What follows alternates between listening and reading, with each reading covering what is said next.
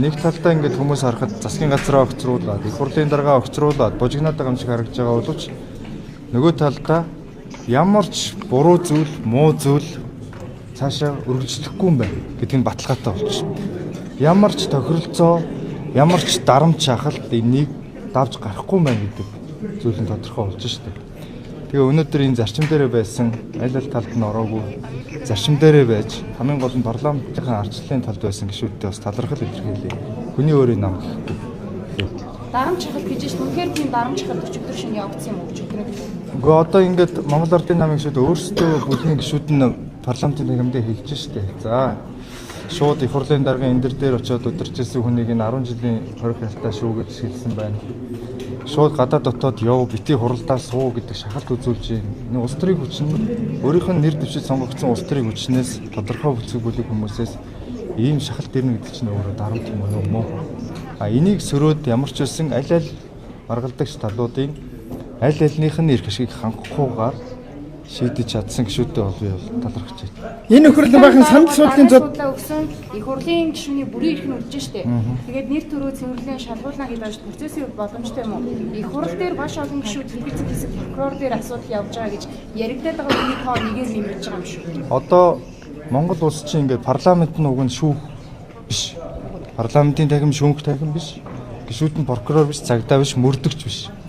Монгол улсад энэ хууль сахиулдаг, мөрддөг, шалгадаг, бүр тагнадаг байгууллага нь Монгол улсад байгаа.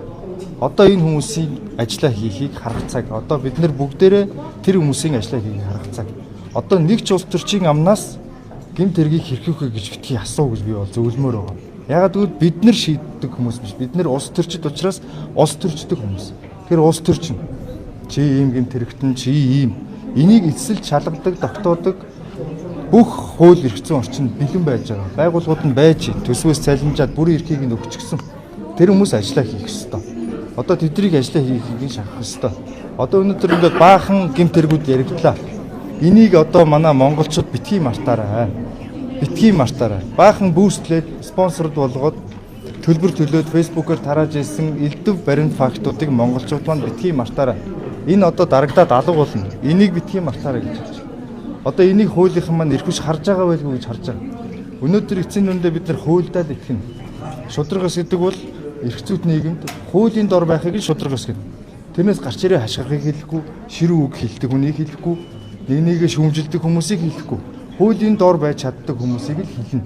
Хуулийн дор байлгахыг шударгаас гэнэ.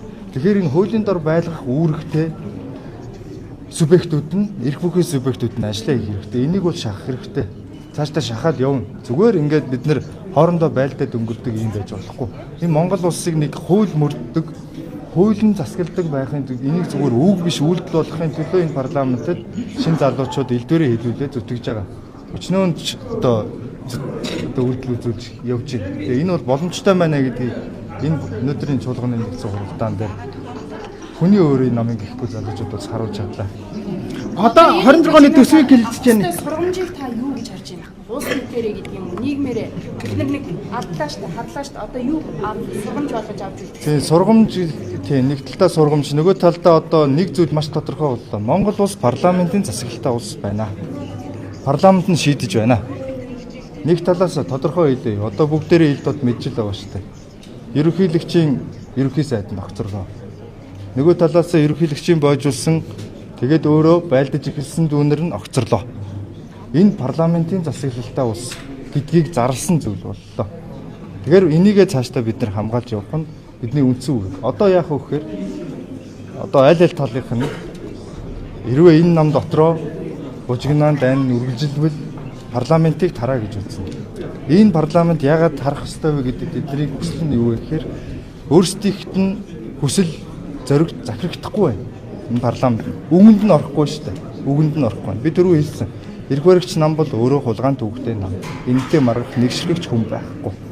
Тэгэхээр энэ намтай бид нар хариуцлага ярихын тулд биднэрт нэг л арга зам байдаг. Сонгуул шүү дээ. Бид нар ингээд парламентыг одоо тараах юм бол за тэгээд цаашаа энэ нүрсний намынх нь мөнхөд эрхшээн бүр хатуугаараа эрхшээнэ л гэсэн үг.